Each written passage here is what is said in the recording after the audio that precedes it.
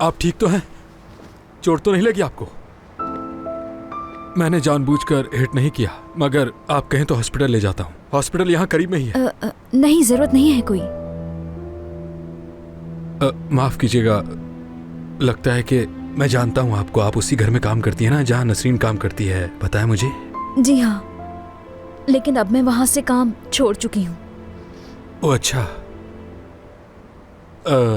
अगर आपका घर करीब ही है तो मैं छोड़ देता हूँ आपको आपके घर पर। कोई बात नहीं, मैं खुद चली जाऊंगी। आराम से। मैं आपको इस हालत में नहीं जाने दे सकता। मुझे माफ कीजिएगा, यानी प्लीज तकल्लुफ मत करें और बैठें। आप जहां बोलेंगी मैं आपको वहां छोड़ दूंगा। ठीक है।